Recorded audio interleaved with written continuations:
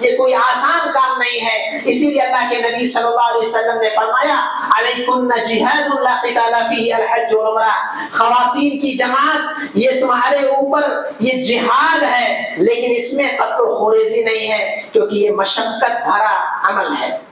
اس لیے ایک مسلمان کو یہ ذہن میں بٹھا کے جانا چاہیے کہ وہاں مشکلیں بھی آئیں گی، پریشانیاں بھی آئیں گی، کہیں زبان کا مسئلہ آئے گا، کہیں خوراک کا مسئلہ آئے گا، کہیں کسی کام کے لیے لائن لگانی پڑے گی، کہیں ہمیں گھر کی چیزیں یاد آئیں گی۔ ان تمام چیزوں کو کچلتے ہوئے، بھلاتے ہوئے، فراموش کرتے ہوئے، رب کی رضا کی خاطر یہ تصور کرتے ہوئے کہ ہم اس مقدس جگہ میں ہیں، ہمارا ہر پل، ہمارا ہر قدم، ہماری ہر نماز، ہماری ہر عبادت یہ رب العالمین کے یہاں بہت زیادہ اجر و ثواب کا حامل ہے۔ کیا یہ بات کافی نہیں کہ مسجد حرام میں ایک وقت کی نماز 1,00,000 سے زیادہ کے برابر ہے، مسجد نبوی میں ایک وقت کی نماز 1,000 نمازوں سے زیادہ بہتر ہے؟ اور اتنا ہی نہیں بلکہ انسان جب مسجد حرام میں 5 وقتہ یا مسجد نبوی میں 5 وقتہ نمازیں ادا کرتا ہے تو ہر نماز میں نہ جانے کتنے جنازوں کی حاضری کے موقع پر انسان صلاۃ جنازہ میں شریک ہو کر کے نہ جانے کتنے قیرات اجر کو اپنے دامن میں سموتا ہے۔ اس لیے ایک مسلمان کو ان ساری چیزوں کو ذہن میں بٹھاتے ہوئے پورے صبر کے ساتھ ثواب کی امید لگاتے ہوئے وہاں جانا چاہیے۔ یاد رہے یہ سفر اہل توحید کا ہے، یہ سفر توحید اور اتباع سنت کا نام ہے۔ اس سفر کے اندر شرک اور اہل شرک کی کوئی گنجائش نہیں۔ اللہ کے نبی صلی اللہ علیہ وسلم پر حج تو 9 ہجری میں فرض ہوتا ہے، چنانچہ اللہ کے نبی صلی اللہ علیہ وسلم جاہلی قدروں کو مٹانے کے لیے، جاہلی خرافات کو ختم کرنے کے لیے آپ اس سال حج کے لیے نہیں جاتے۔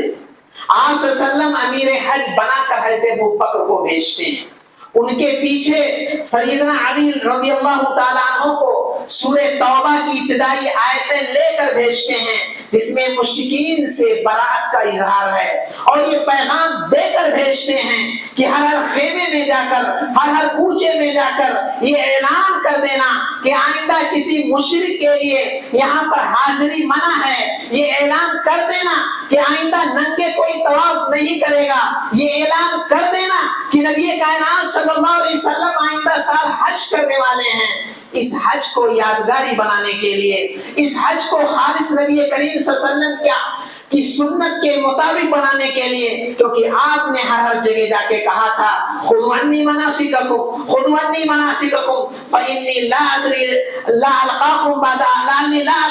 عامی ھذا، مجھ سے حج کے طریقے سیکھ لو، مجھے نہیں پتا کہ شاید آئندہ سال میں اس دنیا میں نہ رہوں۔ اس لیے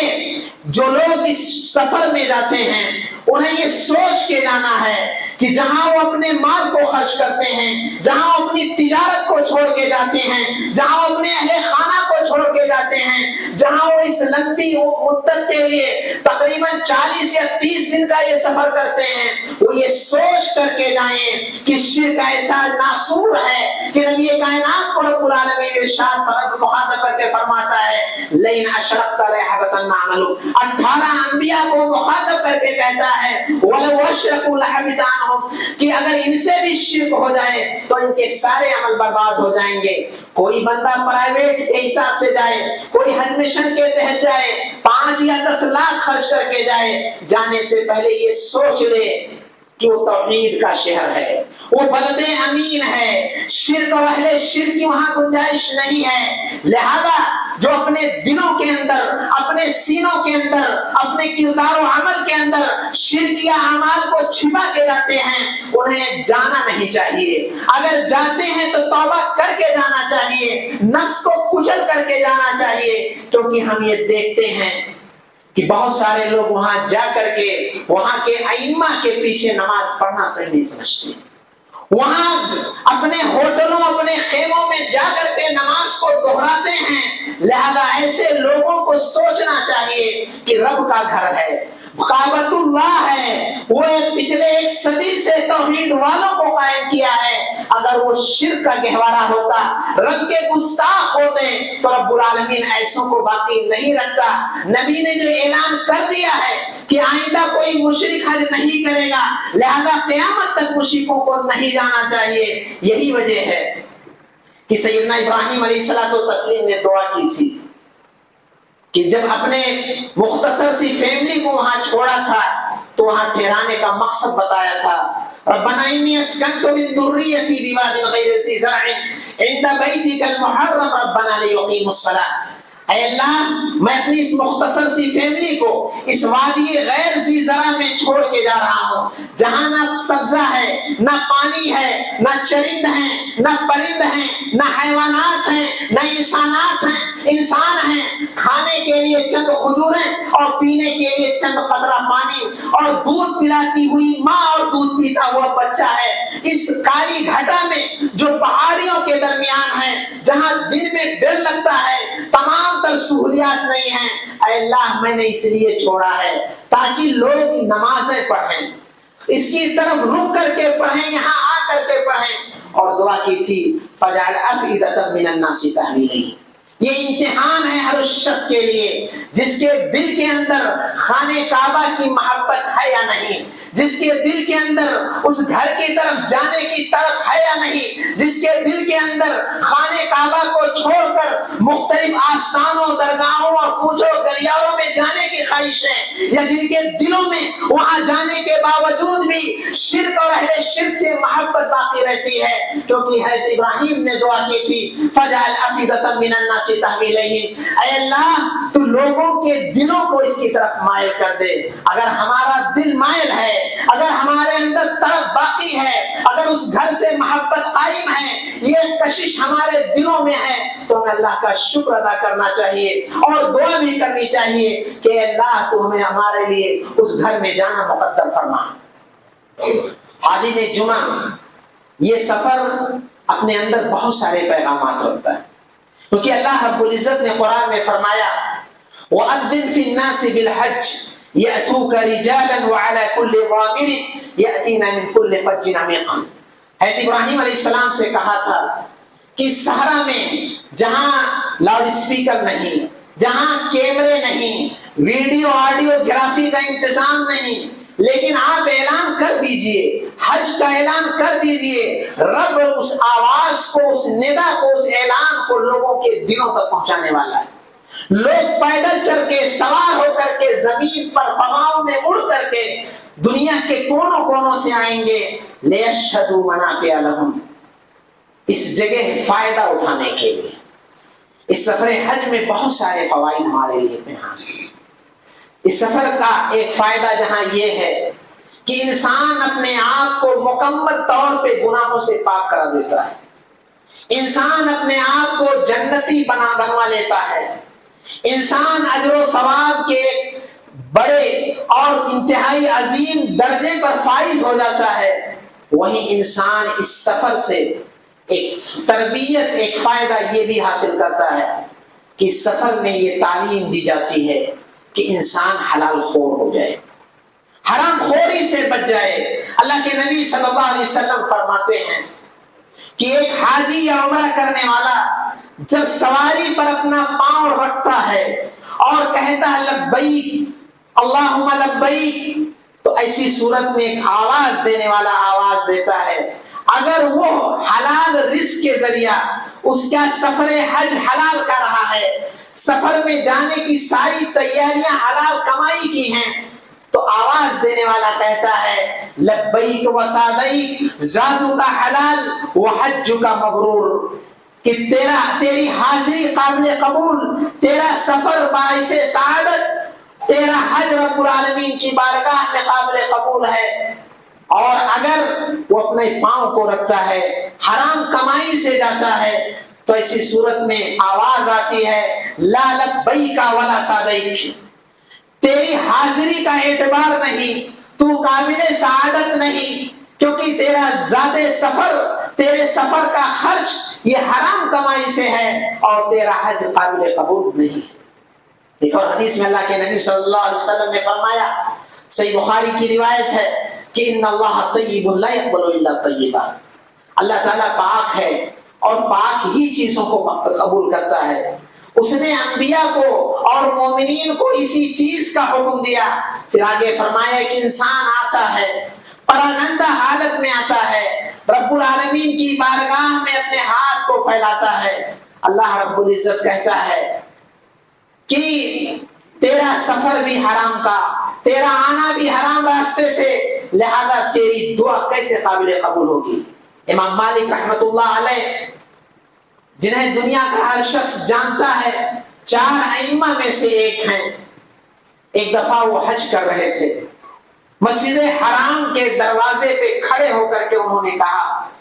من عرفنی فقد عرفنی ومن لم يعرفنی فلیعرف انا مالک امام دار ہجرہ، جو مجھے پہچانتا ہے بے شک وہ تو پہچانتا ہے، جو نہیں پہچانتا وہ پہچان لے کہ میں مالک ہوں جو مدینہ کا امام ہوں۔ جس شخص نے حرام کمائی سے حج کیا ہے اس کا حج قابل قبول نہیں۔ اس لیے حج پر جانے والے یا حج سے لوٹنے والوں کو یہ سوچنا چاہیے کہ اگر ہم نے حج میں جاتے ہوئے شرک کو ساتھ لے کر کے گئے ہیں تو ہمارے حج کا اعتبار نہیں۔ ایسے ہی شرک چاہے جلی ہو یا خفی ہو، اگر وہ حاجی بننے کے لیے گئے ہیں تو یاد رہے اللہ رب العزت ریاکاروں کو ان کا بدلہ دنیا میں دے دیتا ہے۔ سب سے پہلے جہنم کو جن پہ گرم کیا جائے گا وہ ریاکار ہی ہوں گے۔ اس لیے وہ لوگ جو حاجی بننے کے لیے جاتے ہیں، اللہ کے واسطے وہ اس لفظ کا مذاق نہ بنائیں۔ حاجی کہتے ہیں خانہ کعبہ کی طرف جانے والا، وہاں سے آنے والا حاجی نہیں ہوتا، کیونکہ حج کے معنی ہوتے ہیں ارادہ کرنے والا، قصد کرنے والا۔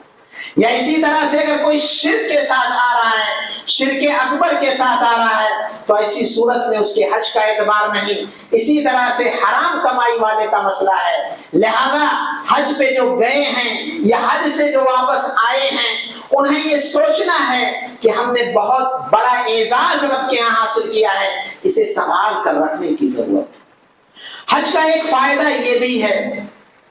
کہ انسان وہاں جائے